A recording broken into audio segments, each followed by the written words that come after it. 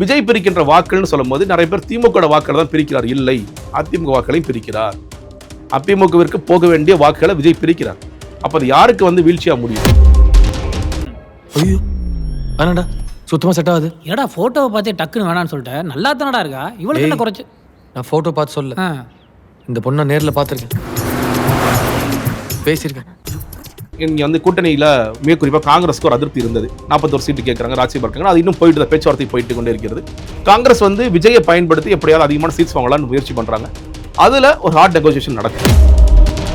எல்லாருக்குமே ஆசை இருக்குது, எல்லாருமே அதிகமாக நிற்கணும். ஆனால் இவங்க கேட்குற சீட்டெல்லாம் கொடுத்துட்டா திமுக 100 சீட்டில் தான் நிற்க முடியும். அந்த மாதிரி ஆகிடும். அப்போ நான் மைனாரிட்டியாக இருந்துக்கிறேன்ப்பா, நீங்களாம் ஆட்சி பண்ணிங்கப்பான்னு சொல்ல முடியாது. இப்போ ஓபிஎஸ் வந்திருக்காரு, ஓபிஎஸ்க்கு சீட்டு கொடுக்கணும், அவரோட பையனுக்கு சீட்டு கொடுக்கணும், ஐயப்பனுக்கு சீட்டு கொடுக்கணும். ஓபிஎஸ் கூட்டமே ஒரு 5-6 சீட்டு வந்துச்சு. அது உண்மையானமா அது தனித்தனியாக வேற வந்துருச்சு. முதல்ல இருந்தே வந்துகிட்டே இருக்கு. கரெக்ட். இப்போ ஒரு நார்மலான திமுக ஓபிஎஸ்க்கு ஒரு 5 சீட்டு கொடுக்கறதுனால நமக்கு ஏதாவது பிரயோஜனமா? கண்டிப்பா திமுக தொண்டனு கோவம் வரும்ல. ஏன்னா நேத்து வந்து ஒரு ஆளு இத்தனை ஆண்டுகள் வேற கட்சியில இருந்து வந்து 5 சீட்டு கொடுக்குறீங்க, வைத்தியலிங்கம் வேற இருக்காரு, இன்னொரு ஆதரவாளர் இருக்காரு, தொடர்ந்து ஓபிஎஸ் ஆதரவாளருக்கு 7 சீட்டு கொடுத்தா திமுக பயங்கர அதிருப்தி இருக்காரு. கண்டிப்பா அதிருப்தி இருக்குங்க, கண்டிப்பா இருக்கும். அது சொல்ல இப்ப பாருங்களேன், இப்ப உசிலம்பட்டி தொடர்ச்சியா ஒருத்தர் வேலை திமுக ஒரு வட்ட செயலாளர் மாவட்ட செயலாளர் வேலை பார்த்து வச்சிருக்காரு காலங்காலமா. திடீர்னு ஒருத்தர் ஏற்கனவே ஐயப்பன் இருந்தாருப்பா, ஐயப்பன் கொடுத்துருப்பா, போடியில ஓபிஎஸ் நின்னுக்கு வரப்பா, அவர் பையன் அந்த சீல நின்னுக்கு வரப்பா. இப்போ நயினா நாகேந்திரன் ஒரு கூட்டத்தில் பேசுறாரு, பேசாம இப்பதான் இருக்கீங்க நீங்க, இந்த பிரச்சனையெல்லாம் ஓஞ்சு எடப்பாடி பழனிசாமி தான் முதலமைச்சர் வேட்பாளர் சொல்ல ஆரம்பிச்சிருக்கீங்க, மறுபடியும் வந்து எங்களுக்கு ஆட்சியில் பங்கு கொடுங்க, அதிகாரத்தில் பங்கு கொடுங்கன்னு சொல்றது இந்த கூட்டணிக்குள்ள தேவையில்லாத சலசலப்பை உண்டாக்கு. நீங்க மோடி அவர்கள் வர்றதுனால நீங்க வந்து இது வந்து கூட்டணிக்கு பாசிட்டிவா இல்ல வந்து தமிழக மக்கள் மத்தியில் அவங்க பெருசாக ஈடுபடுறாங்களா? எனக்கு தெரிஞ்சு இல்லைன்னு சொல்லுவேன். நான் முதலமைச்சர் சொல்ற மாதிரி தான். முதலமைச்சர் என்ன சொல்றாரு, மோடியும் அமித்ஷாவும் அதிகமாக வர நாங்கள் ஜெயிப்போம்னு சொல்லி சொல்றாரு. பாஜக இந்த மண்ணுக்கு கேடு, பாஜக கூட இருக்கின்ற அதிமுகவை நம்ம வீழ்த்துவோம் அப்படின்னு ஒரு இடத்துக்கு அதிமுக தானே சொன்னாங்க 2024. ரொம்ப கரெக்டாக பிளான் பண்ணி கிட்டத்தட்ட அந்த 5000 ரூபாய்ங்கிறது ஒரு மாஸ்டர் ஸ்ட்ரோக்னு சொல்லி சொல்லுவேன். நீங்கள் ஏன்னா ஒரு பக்கம் அது எப்படி காயின் பண்ணிட்டாங்கன்னா மத்திய அரசாங்கம் தடுத்துருவாங்க, அது உண்மையாக போய் நமக்கு தெரியாது, ஆனால் ஒர்க் அவுட் ஆயிரும்ல. அதே மாதிரி குறிப்பாக பெண்கள் வாக்களை கவர்வதற்கு ஒரு திட்டம் போட்டு ஒவ்வொரு பெண்ணும் வந்து ஒரு 100 பெண்கள் 50 பெண்களுக்கு கேன்வாஸ் பண்ணி கூட்டிட்டு வரணும் அப்படிங்கிற அந்த திட்டத்தை உள்ள போய் நாங்கள் மைக்ரோ அளவில் ஒர்க் பண்ணுறாங்க. பிரைம் 9 தமிழ் நேயர்கள் அனைவருக்கும் வணக்கம். இன்றைய நம்ம நேர்காணலில் நம்முடைய இணைந்திருப்பவர் அரசியல் விமர்சகர் திரு ஜெகதீஸ்வரன் அவர்கள். சார் வணக்கம். வணக்கம். 2026 அரசியல் தேர்தல் களம் வந்து நாளுக்கு நாள் நெருங்கிட்டு வந்துட்டு இருக்கு. இதுல வந்துட்டு திமுக ஒவ்வொரு நாளும் தன்னைத்தானே இன்னும் கொஞ்சம் கூட்டணி சேர்த்துக்கணும், ஆட்கள் இன்னைக்கு அதிகமாகிட்டே வருது, நிறைய மாநாடுகள் போறாங்க. திமுகவின் பங்களிப்பு எப்படி இருக்கு, அதிமுகவின் பங்களிப்பு 2026 தேர்தல் எப்படி இருக்கு? திமுக வந்து சில அதிருப்திகள் இருந்துச்சு பொதுமக்கள் மத்தியில். நான் இன்கம்பன்சி ஃபேக்டர்ஸுங்கிறது, சட்டம் ஒழுங்கு பிரச்சனை, மிக குறிப்பாக செக்டார் வைஸா சில பேரை வந்து சொன்ன வாக்குறுதிகளை காப்பாற்றலாம். இந்த வருடம் தொடங்கும் போது அதிகமாகவே இருந்தது. டிசம்பர் எண்டுலையும் ஜனவரியோட ஆரம்பத்திலையும் அதிகமாக இருந்தது. அரசு ஊழியர்கள் போராட்டம் தமிழ்நாடு போராட்ட காலத்தில் இருந்தது. ஆனால் அவங்க வந்து அந்த நேரத்தில் வந்து சில சர்வேஸ் எடுக்கிறாங்க. சர்வேஸ் எடுக்கும்போது அரசு ஊழியரோட வாக்குகள் எல்லாம் அதிகமாக அடி வாங்க போகுது, செக்டார் வைஸா இருக்கின்ற அந்த ஆர்கனைஸ் செக்டரோட வாக்குகள் அதிகமாக அடி வாங்குதுன்னு உணர்ந்த பிறகுதான் சில விஷயங்கள் நம்ம உடனே பண்ணணும்னு சொல்லிட்டு அந்த பழைய ஓய்வு திட்டம் மாதிரி ஒரு TAPS ஒரு 1 டைமாக 13,000 கோடி, அப்புறம் வருஷம் 11,000 கோடி அப்படிங்கிற ஒரு விஷயத்துக்கு போகிறாங்க. அது செஞ்சு கொடுக்குறாங்க. பகுதிநேர ஆசிரியர்கள் ஒருத்தர் இறந்தே போனார். ஸோ பகுதிநேர ஆசிரியர்கள் அந்த போராட்டத்தை முடிவு கொண்டு வரதுக்கு அவங்களுக்கு அதிகமான சம்பளம் கொடுத்து அதை முடிச்சு வைக்கிறாங்க. இந்த போராடி கொண்டு செவிலியர்களுக்கு நாங்கள் கூடிய சீக்கிரம் கொஞ்சம் பேர் ஏற்கனவே எடுத்துருக்கோம், கொஞ்சம் கொஞ்சமாக நாங்கள் எம்ப்ளாய்மெண்ட் கொடுத்துட்றோம் அப்படின்னு சொல்லிட்டு அதையும் முடிச்சு வைக்கிறாங்க. இப்படி எல்லா போராட்டங்களையும் ஒரு மாதிரியாக வந்து சமாளிக்கிறாங்க. சில போராட்டத்தை சுமூகமாக முடிச்சு வைக்கிறாங்க. இது ஒரு பக்கம் முடியுது. இன்னொரு பக்கம் என்னன்னு கேட்டிங்கன்னா, இந்த லேப்டாப் ஸ்கீம் நீங்கள் கொடுக்குறேன்னு சொல்லிட்டு ப்ராமிஸ் பண்ணது கொடுக்கல அப்படிங்கிற ஒரு குற்றச்சாட்டு எழுது. மிக குறிப்பாக இளைஞர்கள் மத்தியிலையுமே வந்து இப்போ விஜய் செல்வாக்காக இருக்காரு, அப்போ அந்த வாக்குகள் கூட குறையும் அப்படிங்கிற போது அப்போ லேப்டாப் ஸ்கீமே நம்ம ரோல் அவுட் பண்ணிடுவோம், ரோல் அவுட் பண்ணிடுவோம் அப்படின்னு சொல்லிட்டு அந்த விஷயங்கள் பண்ணுறாங்க. உச்சபட்சமாக மகளிர் ஓட்டு நமக்கு தான் ஏற்கனவே இருக்குது, பட் அவங்கள நம்ம வந்து தக்க வைப்பதற்கு ஏதாவது புதுசாக அறிவிச்சா சரியாக இருக்கும்னு சொல்லிட்டு ரொம்ப கரெக்டாக பிளான் பண்ணி கிட்டத்தட்ட அந்த 5000 ரூபாய்ங்கிறது ஒரு மாஸ்டர் ஸ்ட்ரோக்னு சொல்லி சொல்லுவேன். நீங்கள் ஏன்னா ஒரு பக்கம் அது எப்படி காயின் பண்ணிட்டாங்கன்னா மத்திய அரசாங்கம் தடுத்துருவாங்க, அது உண்மையாக போய் நமக்கு தெரியாது, ஆனால் ஒர்க் அவுட் ஆயிரும்ல. பாருப்பா நம்ம கொடுக்க வந்து ஸ்டாலினை கொடுக்கறத மோடியை தடுக்க முயற்சி பண்றாரு அப்படிங்கிற ஒரு பேச்சு உண்மையிலே அது போனுச்சு. இன்னொரு பக்கம் டக்குனு ஒரு 5000 ரூபாய் போட்டது அப்படிங்கிறது ஒரு 2 விஷயத்த சொல்லிடுச்சு. ஒன்று இதை கண்டினியூ பண்ணுறோம், 1000 ரூபாய், அது இல்லாமல் 2000 ரூபாய் வந்து கோடை சிறப்பு தொகைன்னு சொல்லி கொடுக்குறோம், 2000 ரூபாய் மாற்றவும் போகிறோம். அப்புறம் நம்பிக்கை வருது. ஒரு பக்கம் எடப்பாடி பழனிசாமி நான் 2000 ரூபாய் கொடுக்குறேன், குலவிளக்கு திட்டம் நான் வந்தால் கொடுக்குறேன், பெண்களுக்கு விடியல் பயணம் மாதிரி ஆண்களுக்கும் ஒரு விடியல் பயணம் கொடுக்குறேன் அப்படின்னு சொல்லுறதை விட நான் செஞ்சு காமிச்சிட்டேன், நீங்கள் வந்து அதனால் எனக்கு அந்த வாக்குகளை தக்க வைக்கணுங்கிறதுக்காக அந்த 1,31,00,000 அதை தக்க வைக்கிறார். ஏற்கனவே தமிழ் புதல்வன் திட்டம்ங்கிறது இருக்கு, படிக்கிற பசங்களுக்கு 1000 ரூபாய், பெண்களுக்கான திட்டம் இருக்கு, அது 1000 ரூபாய் கொடுக்குறாங்க அப்படின்ட்டு இந்த மாதிரியான நேரடி பலன்கள்லாம் ஏற்கனவே ஒரு பக்கம் இருக்கு அப்படிங்கிற பார்க்குறோம். இன்னொரு பக்கம் என்னன்னு கேட்டிங்கன்னா, திமுக கட்சிக்குள்ள சில அதிருப்திகள் இருக்கு அப்படிங்கிற ஒரு பார்வையும் இருக்கு. கட்சிக்காரங்க எல்லாம் என்ன ஒரு புலம்புறாங்கன்னா, நமக்கு பெருசாக பெனிஃபிட்டே கிடைக்காத ஒரு ஆட்சியாக இருக்குது, நம்ம ஆட்சி தான் ஆனால் பெருசாக பெனிஃபிட் கிடைக்கல அப்படிங்கும்போது அவங்கள போய் டேரெக்டாக அட்ரஸ் பண்ணுறதுக்கு இந்த பூத் கமிட்டி மாநாடு, நிர்வாகிகள் கூட்டம், மாவட்ட செயலர்கள் கூட்டம்னு தொடர்ச்சியாக செயல்பட்டுட்டே இருக்கிறாங்க. உங்களுக்கு என்ன பிரச்சனை சொல்லுங்கள், நம்ம அதை அட்ரஸ் பண்ணுவோம். அதே நேரத்தில் நீங்கள் தான் பூத் முகவர்களாக இருக்கிறவங்க தான் நீங்கள் ரொம்ப முக்கியமானவங்க, நீங்கள் ஒவ்வொரு இடத்துக்காக போய் எத்தனை வாக்குகளை கொண்டு வரணும் அப்படின்ட்டு. அதே மாதிரி குறிப்பாக பெண்கள் வாக்குகளை கவர்வதற்கு ஒரு திட்டம் போட்டு ஒவ்வொரு பெண்ணும் ஒரு 100 பெண்கள் 50 பெண்களுக்கு கேன்வாஸ் பண்ணி கூட்டிகிட்டு வரணும் அப்படிங்கிற அந்த திட்டத்தை உள்ள போய் நாங்கள் மைக்ரோ லெவலில் ஒர்க் பண்ணுறாங்க. ரொம்ப இறங்கி ஒவ்வொரு மைக்ரோ லெவலில் ஒர்க் பண்ணி ஒரு இது எடுத்துட்டிங்கன்னா, ஒரு ஓட்டர் ரோல் எடுத்துக்கிட்டிங்கன்னா, அந்த ஓட்டர் ரோலை யாருக்கு எவ்வளோ பேர் அசைன் பண்ணுறாங்க.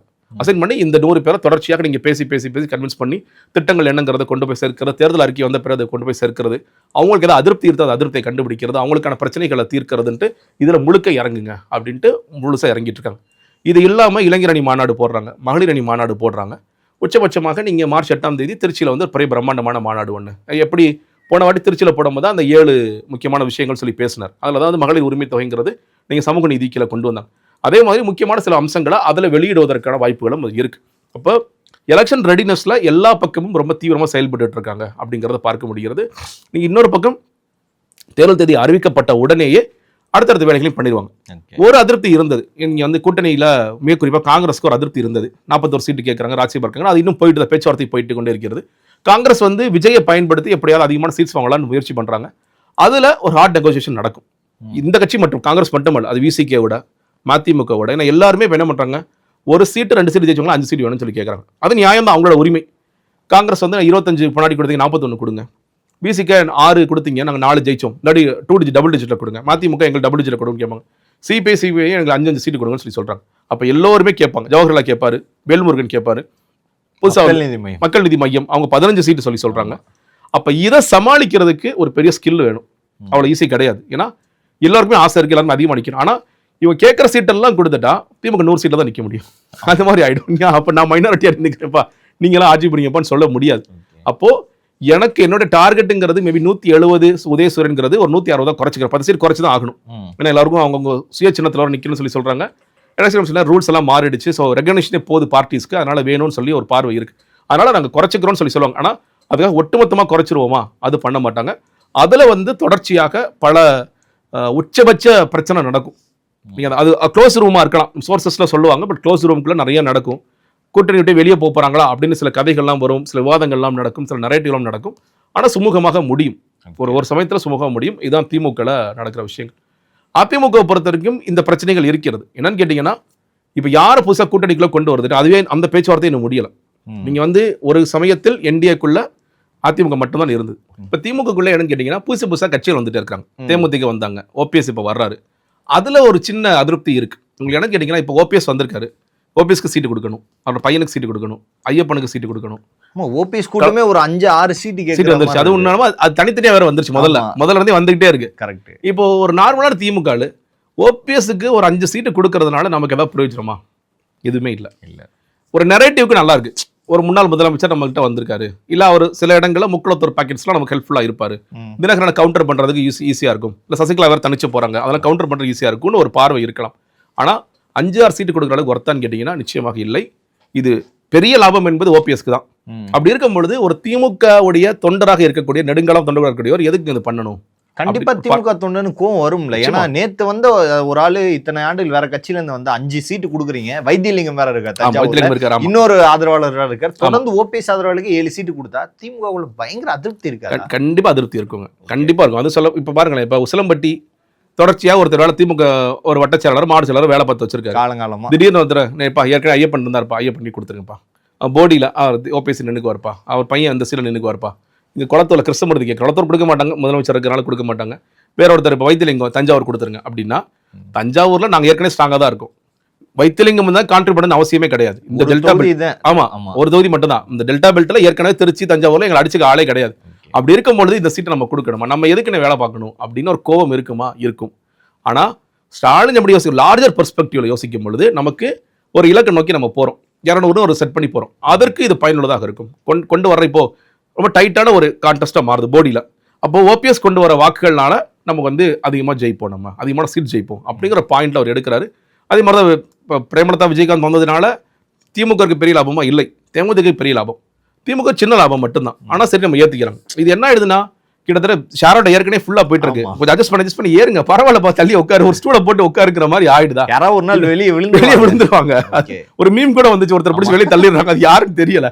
அப்படி இருக்கும் பொழுது இந்த சங்கடங்கள் திமுக இருக்கு. இப்போ கூட்டணி கட்சிகளை சமாளிப்பது எப்படி அப்படிங்கிறதுல சில சங்கடங்கள் இருக்கும். பட் சுமூகமா முடியும். ரொம்ப இழுத்துக்கிட்டே போகும். தேர்தல் தேதி அறிவிச்சிட்டாங்கன்னா டக்கு டக்குன்னு வேலை முடிஞ்சிடும். என்ன சொல்லுவாங்க, போய் பாருங்க விடுங்க, அவ்வளவுதான், 6 தாங்க இந்த வாட்டி, அடுத்த வாட்டி பாத்துக்கலாங்க, 7 தாங்க அப்படி சொல்லி முடிச்சு விடுறதுக்கான வேலைகளும் இருக்கு. சில பேரை வந்து சூரியன் கம்பல் பண்ண வாய்ப்புகளும் இருக்கு. மக்கள் நீதி மையம் நான் டார்ச் வாங்கிட்டேன், நான் அதெல்லாம் நிப்பேன், பிடிவாதம் பிடிக்க முடியுமாங்கிற தெரியல. எவ்வளவு தூரம் பிடிவாதம் பிடிப்பாரு? ஏன்னா அவங்களோட மைண்ட்ல இருக்கிறது 3 சீட் தான். இப்போ 3 சீட்ல அவர் சென்னை கேட்கறாங்க. ஒன்று, சென்னைக்கு வாய்ப்பே கிடையாது, ஆல்ரெடி ஃபுல்லு. சென்னை ஏற்கனவே கொடுக்க மாட்டாங்க, கூட்டணி கட்சிகளுக்கே கொடுக்க மாட்டாங்க. இப்போ காங்கிரஸ் எழுதி கொடுக்குறாங்க, வேளச்சேரி எழுதி கொடுக்குறாங்கன்னா கூட வேளச்சேரி கூட நம்ம நிக்கலாமான்னு யோசிச்சுட்டு இருக்காங்க. அவங்க திமுக என்ன யோசிக்கிறாங்கன்னா, ஏற்கனவே கூட்டணி கட்சிகளை கொடுத்த தொகுதி அவங்க மறுபடியும் கொடுக்க வேண்டாம், அது ஷிஃப்ட் ஆகிட்டே இருக்கட்டும். இப்போ ஏன்னா ஒரு காலத்தில் இருந்துச்சு, அம்பத்தூர் மதுரவாயிலும் கூட்டணி கொடுத்துட்டே இருந்தாங்க. இப்போ அம்பத்தூர் மதுரவாயில் இருக்க திமுக கோவப்பட்டுட்டே இருந்தாங்க. அப்புறம் என்ன பண்ணாங்க, போன வாட்டி மதுரவாயில் காரம்பகம் கணபதி, இந்த பக்கம் ஜோசப் ஸ்டாலின் இவர் கொடுத்தாங்க. இப்போ இந்த தடவை மறுபடியும் வந்து அம்பத்தூர் மாறுவதற்கான வாய்ப்புகள் இருக்கு, ரொட்டேஷன் பேசிஸில் போயிடலாம் அப்படிங்கிற மாதிரி சொல்லி போகிறாங்க. ஸோ இதில் வந்து சிக்கல்கள் பிரச்சனைகள் இருக்க தான் செய்யும். நாமினேஷன் இப்போ வந்து விருப்பமனு வாங்க ஆரம்பிச்சிட்டாங்க, அதில் வந்து யாருக்கு கொடுக்கறது அப்படின்னு அந்த வேலைகள் ஒட்டுமொத்தமாக எலெக்ஷன் ரெடினஸ்க்குள்ள இருக்கிற சில சிக்கல்கள் இருக்க தான் செய்யும். பட் ஓவராலாக வந்து சரியான பாதையில் போயிட்டு இருக்காங்கன்னா திமுக போயிட்டு இருக்காங்கன்னு சொல்லி சொல்லுவாங்க. இப்போ அதிமுக எடுத்துட்டோன்னு பார்த்தீங்கன்னா, அதிமுகவில் வந்து இந்த கூட்டணி ஃபுல்லாக செட் ஆயிடுச்சா, முடிஞ்சிருச்சா அப்படின்னு கேட்டிங்கன்னா அதுலேயே தெரியலை. இவர் கிருஷ்ணசாமி உள்ள வரப்போறாரா, ஜான் பாண்டியன் உள்ள வரப்போறாரா, இவங்கெல்லாம் உள்ளதான் இருக்கிறாங்களா, உள்ள இல்லையா, பாமக பெரியவர் என்ன பண்ண போறாரு, அவரை சமாதானப்படுத்திட்டாங்களா, அன்புமணி ராமதாஸ் சமாதானப்படுத்திட்டாங்களா அப்படின்னு இந்த கூட்டணிக்குள்ள யாரெல்லாம் இருக்காங்கன்ற முடிவே இல்லை. திமுக கூட்டணியில் யார் இருக்காங்கிறது தெரியும், அது வேற மாதிரியான சிக்கல். இதுல கூட்டணியில முதல்ல இருக்கீங்களா இல்லையா அப்படிங்கிறது ஒண்ணு. இன்னொன்னு, பாஜக அதிமுக ரொம்ப ஸ்ட்ராங்கா இருக்க தொகுதியில கேட்கறாங்க. இப்ப திமுக சொன்ன மாதிரி தான். இப்போ அதிமுக என்ன சொல்றாங்க, மொடக்குறிச்சி போன தடவை நான் கொடுத்துட்டோம், இந்த வாட்டி கொடுக்காதீங்க, வேண்டாம், இல்ல நான் மொடக்குறிச்சி வேணும்னு சொல்லி பிடிக்கிறாங்க. அண்ணாமலை நிக்க வைக்கலாமான்னு சொல்லி பேச்சு போகுதுன்னு சொல்லி சொல்றாங்க. இந்த அளவுக்கு உண்மைன்னு தெரியல. ஸோ இந்த மாதிரி சில பிரச்சனைகள் இருக்கிறது. பாஜக அதிகமான சீட்ஸ் கேட்பாங்க. ஏன்னா இன்னைக்கு வந்து என்டிஏ கூட்டணியா 18% எடுத்தேன், நீங்க அதிமுக கூட்டணி 21% எடுத்தீங்க. 21% எடுத்து நீங்க 163 சீட்டை நிக்கணும்னு நினைச்சீங்கன்னா எனக்கு வந்து அதுக்கு ஈக்குவல் நம்பர் ஆஃப் சீட்ஸ் கொடுங்க அப்படிங்கிறது அவங்களோட பாயிண்டா இருக்கு. அதை வந்து ஹார்டா நெகோஷியேட் பண்றாங்க. சில முக்கியமான தொகுதிகளை கேட்கறாங்க. அது எப்படி முடியுது அப்படிங்கிறது ஒண்ணு. அன்புமணி ராமதாஸ்க்கு எத்தனை சீட்டு, 18 சீட்டா, இல்ல அதோட அதிகமா, இல்ல அப்பா வரல நீங்க மட்டும்தான் அப்படின்னா அவர் கூட கேட்பாரா, கூட கேட்க மாட்டாரா அப்படிங்கிறது இருக்கு. மற்ற கட்சிகளுக்கெல்லாம் என்ன நம்பர் ஆஃப் சீட்ஸ் கொடுக்க போறாங்க அப்படிங்கிற அந்த பேச்சுவார்த்தை போயிட்டு இருக்கு. இப்போ நயினார் நாகேந்திரன் ஒரு கூட்டத்தில் பேசுறாரு, விபி முத்துசாமி முதல்ல பேசுறாரு. அவர் என்ன சொல்றாரு, நம்ம ஆட்சி அமைஞ்ச உடனே நம்ம அமைச்சர்கள் இருப்பாங்க அப்படி நயினார் நாகேந்திரன் என்டார்ஸ் பண்றாரு. அது மாதிரி அண்ணே சொன்ன மாதிரி நடந்தா, கடவுள் அருளால் நடந்தா ரொம்ப சந்தோஷம். பேசாம இப்பதான் இருக்கீங்க, நீங்க இந்த பிரச்சனையெல்லாம் ஓஞ்சு எடப்பாடி பழனிசாமி தான் முதலமைச்சர் வேட்பாளர் சொல்ல ஆரம்பிச்சிருக்கீங்க, மறுபடியும் வந்து எங்களுக்கு ஆட்சியில் பங்கு கொடுங்க, அதிகாரத்தில் பங்கு கொடுங்கன்னு சொல்றது இந்த கூட்டணிக்குள்ள தேவையில்லாத சலசலப்பை உண்டாக்குது. ஆல்ரெடி கூட்டணியே இது தொங்கல் இது மாதிரி தொங்கல்ல தான் இருக்கு. ஆனா இவங்க என்ன கணக்கு பண்றாங்கன்னா, இது என்டிஏ ஒரு வேளை ஜெயிக்குது, ஜெயிச்சா பாஜக வந்து பாஜகவோட சீட்ஸும் சேர்த்து தான் ஒரு மெஜாரிட்டி ஆட்சி கொண்டு வர முடியும். அப்படி வர்ற பட்சத்துல நம்ம கண்டிப்பா மினிஸ்ட்ரி போஸ்ட் வாங்கணும் அப்படிங்கிற ரொம்ப தெளிவா இருக்காங்க. ஸோ இது வந்து தேவையில்லாத இந்த சிக்கலையும் சலசலப்பையும் அன்புமணி ராமதாஸுக்கும் இந்த ஆசை இருக்கும், ஜி.கே. வாசனுக்கு அந்த ஆசை இருக்கலாம், மற்ற எல்லாருக்குமே அந்த ஆசை இருக்கலாம். இது கூட்டணிக்குள்ள சில சலசலப்புகளை உண்டாக்குது அப்படின்னு பார்க்கின்றோம். ஓவராலா இபிஎஸோட பிரச்சாரம், நீங்க வந்து இப்போ முதலமைச்சர் பிரச்சாரத்தை பார்க்கின்றோம், இங்கிட்ட விஜய் போனா பெரிய கிரௌட் புலராக இருக்காங்க பார்க்கின்றோம். அந்த அளவுக்கு ஈர்க்கக்கூடிய பிரச்சாரமாக இபிஎஸ் பிரச்சாரம் இருக்கிறதா அப்படிங்கிறது பார்த்தீங்கன்னா பெருசா இல்லை. இபிஎஸ் பேசுறது பல நேரங்கள் என்ன பேசுறாரு, ஒரு தொகுதி ரீதியாக பேசுறாரு, உண்மையிலே பேசிட்டு இருக்காரு, ஆனா பெரிய பேசுபொருளாக மாற மாட்டேங்குது. அவங்க போடுற கூட்டம் பெருசா வெளியே வர மாட்டேங்குது, அது மீடியாவும் பெருசா ஃபோக்கஸ் பண்றது இல்லை. அதுல ஒரு பெரிய தொய்வு இருக்கிறத பார்க்க முடிகிறது. இபிஎஸ்க்கான முக்கியத்துவம் என்பது குறைஞ்சிக்கிட்டே இருக்குங்கிறத பார்க்கின்றோம். இந்த பக்கம் ஓபிஎஸ் வந்தது, இந்த பக்கம் பிரேமலதா விஜயகாந்த் வந்தது, இதெல்லாமே இதை கூட அவரால் சரியா ஹேண்டில் பண்ண முடியலையே. அதனால இது ஒரு தொய்வு ஏற்படுமோ அப்படிங்கிறது ஒன்று. சில சர்வேஸ்ல வரும்பொழுது 3வது இடத்துக்கு சில இடங்களில் தள்ளப்படுகிறாங்க, சில இடங்களில் தான், நிறைய இடங்கள், சில இடங்களில் டிவிக்கு 2வது இடமும் இபிஎஸ் வந்து 3வது இடமும் வர்றாரு அப்படிங்கிறது எல்லாமே ஒரு பெரிய தொய்வை கொடுக்குது. ரொம்ப முக்கியமா, ஒருவேளை எடப்பாடி பழனிசாமி இந்த தேர்தலும் தோல்வி முகத்திற்கு போறார் அப்படின்னா அவரோட அரசியல் எதிர்காலங்கிறது பெரிய கேள்விக்குரிய வரும். வயசு தான் முக்கியமான காரணம். வயசு ஆயிடுச்சு, நான் கிட்டத்தட்ட 10 தோல்வின்னு சொல்லிட்டு இருக்காங்க, 11வது தோல்வி வந்துருச்சு அப்படின்னா அவருக்கு அரசியல் எதிர்காலம்ங்கிறது பெரிய அடியா மாறும். ஓகே, தொடர்ந்து இந்த எலெக்ஷனுக்குள்ள எனக்கு தெரிஞ்சு ஒரு 7 டைம் வந்து அவங்க தமிழ்நாட்டுக்கு வர்ற மாதிரி ஒரு ஷெட்யூல் இருக்கு. ஆமா, இவங்க அடிக்கடி வர்றதுக்கான காரணம் ஏன்னா மோடி வர்றாருன்னா கண்டிப்பா அது கூட்டணி உறுதிப்படுத்தப்பட்டதான். ஏன்னா இங்கிட்டு கால்குலேட் பண்ணீங்கன்னா அப்பா வந்து மகன் மேல கொடுத்த கேஸை வாபஸ் வாங்குறாரு பாமகல. இங்க பாத்தீங்கன்னா மோடி வருகை இருக்கு. மீண்டும் அப்பா கண்டிப்பா அதிமுகக்குள்ளதான் வருவாரா? ஏன்னா திராவிட கட்சிகளிடம் கூட்டணி மீண்டும் தெளிவுபடுத்தி இருக்கிறாரு. இல்லைங்க, அவர் திமுக முயற்சி செஞ்சார், நடக்கலன்னா விசிக்கு ரொம்ப தெளிவா முடியவே முடியாது சொல்லிட்டாங்க. வந்தா வெளியே போயிருவோம், டோர் க்ளோஸ்டு. வேற என்ன பண்ணுவாரு? சரி, அப்போ வந்து பையனோட இதாக தான் போகணும். இல்லை அவருக்கான ஆப்ஷன் என்ன? இப்போ சசிகலா அவங்க செய்கிற மாதிரி சில தொகுதிகளில் நான் வந்து அன்புமணி ராமதாஸ் எதிர்த்து சில கேண்டிடேட்ஸ் போடுறேன், அது யாருக்கும் பிரயோஜனம் இல்லை. இன்னும் சொல்ல போனால் அன்புமணி ராமதாஸ் அந்த இடத்துல அதிமுக பலத்தால் ஜெயிச்சோம்னு வச்சுக்கோங்களேன். அப்போ அவர் என்ன பண்ணுவார்? நாம பெரிய ஆளு, நான் எஸ்டாப்ளிஷ் ஆகிட்டேன் பாருங்க, அப்போ தோத்து போயிட்டாரு அப்படிங்கிற ஒரு நெரேட்டிவ் போகும். அதெல்லாம் வேண்டாம் அப்படின்னா இதுதான் ஒன்று. நீங்கள் மோடி அவர்கள் வர்றதுனால நீங்கள் வந்து இது வந்து கூட்டணிக்கு பாசிட்டிவா இல்லை வந்து தமிழக மக்கள் மத்தியில் அவங்க பெருசாக ஈடுபடுறாங்களா? எனக்கு தெரிஞ்சு இல்லைன்னு சொல்லுவேன். இது நான் முதலமைச்சர் சொல்கிற மாதிரி தான். முதலமைச்சர் என்ன சொல்றாரு? மோடியும் அமித்ஷாவும் அதிகமாக வர நாங்கள் ஜெயிப்போம்னு சொல்றாரு. நீங்க சொல்றீங்களா மறுபடியும் பாஜக செய்கிற தவறுங்கிறது இதுதான். நீங்க போய் திருப்பரங்குன்றத்தில் நின்றுக்கிட்டு திருப்பரங்குன்றத்தில் இந்துக்கள் வீழ்த்தப்படுகிறார்கள், இந்துக்கள் அட்டாக் பண்றாங்க, எங்களால் விளக்கேற்ற முடியல. மதுரை மக்களே அது எப்பா விட்டு தள்ளுங்கய்யா. அந்த அரசியல் தமிழ்நாட்டுக்கு எடுபடலப்பா, புரிஞ்சுக்கங்கப்பான்னு எவ்வளவு கவர்னாலும் மறுபடியும் இதை ரேக்கப் பண்ணி நம்ம வந்து ஜெயிச்சிடலாம் நினைக்கிறாங்க இல்லையா? இது அன்பார்ச்சுனேட்லி இது யாரோ வந்து தப்பா அவங்களுக்கு கைட் பண்றாங்க பாஜக பொறுத்த வரைக்கும். இன்னைக்கு வரைக்கும் மதுரையில் பேசுகிற பிரச்சனைன்னு சொல்லவா?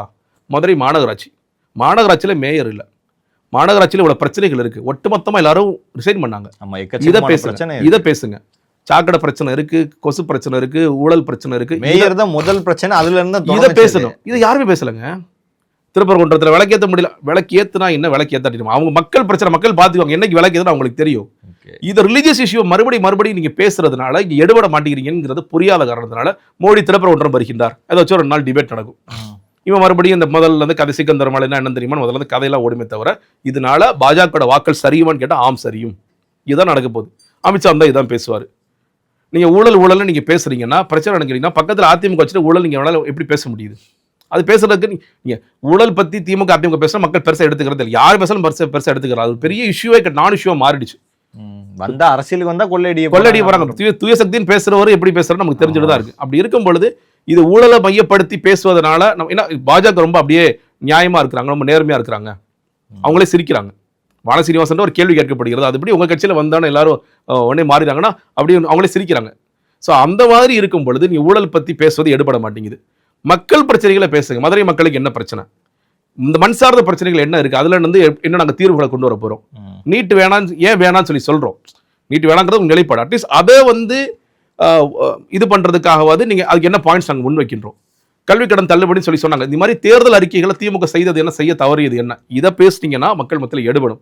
ஆனா இன்னுமே புரியாம நீங்க பேசி இருக்கிறதுனால மக்கள் மத்தியில் எப்படி அந்நியப்பட்டு போயிருந்தீங்கன்னா, வேணாம் பாஜக இந்த மண்ணுக்கு கேடு, பாஜக கூட இருக்கின்ற அதிமுகவை நம்ம வீழ்த்துவோம் அப்படின்னு ஒரு இடத்துக்கு அதிமுக தானே சொன்னாங்க 2024. ஆமா, சொன்னார் இல்லையா ஜெயக்குமார், நான் அந்த தொகுதியில ராஜாங்க முடிசூடா மன்னன், பாஜக கூட கூட்டணி வச்சேன் வீணா போயிட்டு இப்ப அழுகிறாரு போய், அவங்களுக்கு என்ன துரோகம் பண்ணு, என்ன பாவம் பண்ணு, ஏன்னா அவர் தெரியும் இந்த வாட்டி அடிப்பாங்கன்னு தெரியும். அப்ப கடைசியா அழுதாவது நம்ம ஓட்டு வாங்கணும் ஒரு இடத்துக்கு போயிட்டார். ஏன்? ஒரே ஒரு காரணம், பாஜக கூட்டணியில் இருக்குங்கிறதுனால. இதை பாஜக புரிந்து கொள்வதே இல்லை.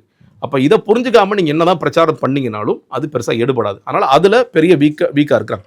இன்னொன்று இப்ப நடக்க போறது கிட்டத்தட்ட 4 கார்னர் கான்டெஸ்ட்னு சொல்லும்போது விஜய் பிரிக்கின்ற வாக்குன்னு சொல்லும்போது நிறைய பேர் திமுக வாக்குகளை தான் பிரிக்கிறார். இல்லை, அதிமுக வாக்குகளையும் பிரிக்கிறார். அதிமுகவிற்கு போக வேண்டிய வாக்குகளை விஜய் பிரிக்கிறார். அப்ப அது யாருக்கு வந்து வீழ்ச்சியா முடியும்? திமுக வாக்குகளையும் பிரிப்பார். நீங்க ஆன்டி இன்கம்பன்சி அதை உடையோர வாக்குகளையும் பிரிப்பார். ஆனா அதிகபட்சம் விஜய் மேல என்ன குற்றச்சாட்டு இருந்தாலுமே விஜய்க்கு வந்து வாக்களிக்கிற ஒரு கோர் இருக்கா? மாறலாங்க. இப்ப இந்த விவாகரத்து பிரச்சனை எல்லாம் வந்த பிறகு பெண்கள் மத்தியில் அவர் எப்படி பார்க்கப்படுகிறது? பெண்கள்னா சொல்லும்போது இன்னுமே வந்து இளைஞர்கள், காலேஜ் படிக்கிற பொண்ணுங்க, இல்லை வேலைக்கு போற பொண்ணுங்க, அவங்க எப்படி பாக்குறாங்கன்னு இருக்கு. குடும்ப தலைவியாக சில பேர் எப்படி பாக்குறாங்கன்னு இருக்கு இல்லையா? அதுல ஒரு மாற்றம் ஏற்படும் நான் நினைக்கிறேன். அதனால இருக்கும். பட் ஆனா அதிமுக வாக்கள் நேரடியாக சில வாக்கள் விஜய்க்கு போகுது. இது அதிமுக ஒரு பின்னடைவு கொடுக்கும். அவங்க சொல்லும் போது இல்ல எங்க வாக்கள் போகலன்னு சொல்ல மைனாரிட்டி ஓட்ஸ் விஜய் பிரிக்கலாம் மாட்டார். ரொம்ப பிரிக்க, குறிப்பா இஸ்லாமியர் வாக்கெல்லாம் நிச்சயமா விஜய்க்கு போகாது. கிறிஸ்தவர் வாக்குல கொஞ்சம் போகக்கூடிய வாய்ப்புகள் இருக்கின்றது. அப்ப இது எல்லாமே அதிமுக பின்னடைவா மாறும். அதனாலதான் இன்னைக்கு இந்த பேசிட்டு இருக்கிற தருணத்தில் யார் ஸ்ட்ராங்கான கட்சியா இருக்கிறாங்கன்னா ஆப்வியஸ்லி திமுக கூட்டணி ஸ்ட்ராங்கா இருக்கு. இந்த ரெண்டு இதுல கம்பேர் பண்ணும்போது அதுதான். சீமானின் வாக்குகள் சீமான்ட்ட தான் இருக்கா, இல்ல சீமான் வாக்குகள் எப்பயோ பிரிச்சு கொண்டு போயிட்டாங்க? இல்லைங்க, அதுல டிவைடட் ஒப்பீனியன் நிறைய பேர் 8% 4 ஆயிடும் 5 ஆயிடும் ஏன்னா விஜய் வந்த காரணம் சொல்றாரு. ஆனால் நான் எப்படி பார்க்கிறேன்னா, விஜயோட ரசிகர்கள் இல்ல விஜய் குறித்து ஏன் சீமான் அதிகமா பேசுறாரு அப்படின்னா அவர் ரெண்டா பிரிக்கிறார். என்னுடைய கூட்டம் அந்த அந்த அரசியல் சரியோ தவறோ, இந்த தமிழ் தேசிய அரசியல்ங்கிறது என்னுடைய பார்வை, அது கொள்கையா வச்சிருக்கேன். அரசியல் புரிந்து கொண்ட கூட்டம் என் பக்கம் நிற்கும், அரசியலே புரியாத கூட்டம் விஜய் பக்கம் தற்கூரியாக நிற்கும். அதான் அவரோட சொல்ற பாயிண்ட். இப்ப நீ போன வாட்டி எனக்கு கூட வாக்களிச்சிருப்ப, என்ன சொல்ல போனா தாவேக்கு ஆட்களே நிறைய பேர் பேசுறாங்க, சீமானுக்கு வாக்களிச்சேன் அப்படின்னு இருக்காங்க. அப்ப நீ அரசியல் புரியாம வாக்களிச்சிருந்தீங்கன்னா நீ இந்த வாட்டி விஜய்க்கு வாக்களிப்ப. அரசியல் புரிஞ்சிருந்தீங்கன்னா விஜய் பண்ற அரசியல் என்ன, நான் பண்ற அரசியல் என்னங்கிறது புரியும், அப்ப நீ எனக்கு வாக்களிப்பா அப்படிங்கிற சொல்றார். அதனால என்னை பொறுத்த வரைக்கும் ரொம்ப பெருசா அடி வாங்கணும்னு எனக்கு நானே முதல்ல நினைச்சேன். ஒரு 4% பேர் 5% பேர் இல்ல, அது வந்து நிற்கும் தான் நான் நினைக்கிறேன். ஏன்னா அந்த கூட்டம் கொஞ்சமா மாறுது, அந்த கூட்டம் அவர்கிட்ட தான் இருக்கு, அந்த கூட்டம் பெருசா ஷிஃப்ட் எல்லாம் ஆகல. ஏன்னா இவங்க ஒரு கணக்கு சொல்றாங்க, புதிய விஜய் வந்துட்டாரு, மாற்றா வந்துட்டாரு.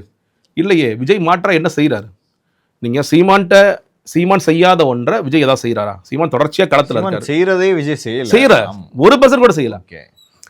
இருக்கிற குற்றச்சாட்டு என்ன தெரியுமா? இவர் ரொம்ப ஓவரா பிரஸ் பாக்குறாரு, இவர் பிரஸ்ஸே பாக்குறது இல்ல, இவர் பார்த்துக்கிட்டே இருக்காரு, இவர் களத்துக்கு அடிக்கடி வர்றாரு, வரதே கிடையாது. ஆனா இவர் என்ன சொல்றாரு, களத்துல இல்லாத ஆட்களை பத்தி பேசக்கூடாது, அப்ப ஒண்ணு பத்தி நீங்க பேசக்கூடாது, அதுதான் உண்மை. சீமானுக்கு ஒரு வாக்கு வங்கி நிச்சயமாக இருக்கும். அதை வந்து இன்னொன்னு 8% இந்த வாட்டி ஸ்டெபிலைஸ் பண்ணிட்டாங்கன்னா இது பெரிய விக்டரி. இந்த விஜய் வந்த பிறகும் திமுக அதிமுகங்கிறது ஃபைட்டு போன பிறகும் 8% விஜய் சீமான் தக்க வச்சிட்டாருன்னா அடுத்த தேர்தலுக்கு சீமான் வந்து மிகப்பெரிய ஒரு டேஞ்சரா மாறுவார் நான் நினைக்கிறேன். 4 முனை போட்டி வந்தா திமுக தான் நிச்சயமா திமுக தான் வெற்றி வரும். இன்னைக்கு ரேஞ்சுக்கு திமுக தான் சொல்றேன் இல்லையா. இந்த டிசம்பர் மாத இறுதியில எடுக்கப்பட்ட சில சர்வேக்கள்ல திமுக தான் அப்பயும் ஜெயிக்கிறாங்க. ஆனா நம்பர்ஸ் ரொம்ப கம்மியா இருக்கு, ஜஸ்ட் ஸ்லைட் மெஜாரிட்டியில வர்றாங்க. எப்ப வேணா மாறலாம், ரொம்ப க்ளோஸ் ஃபைட்டா இருக்குன்னு சொல்றாங்க. ஆனா இதெல்லாம் சரி பண்றாங்க. மிக குறிப்பாக இந்த 5000 ரூபாய் கொடுத்ததுங்கிறதுலாம் ஒரு பெரிய மாற்றத்தை ஏற்படுத்தியிருக்கு. அதற்கு பிறகு இந்த கூட்டணியை ஸ்டேபிள் பண்ணது எல்லாம் தொடர்ச்சியா பேசுவதன் மூலியமாக இன்னைக்கு வேற ஒரு இடத்துக்கு போயிட்டாங்க.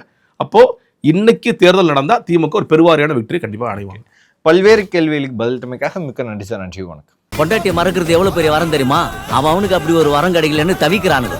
அது உனக்கு தானா கிடைச்சிருக்கு, அதை அப்படியே நீ மெயின்டைன் பண்ணிக்க.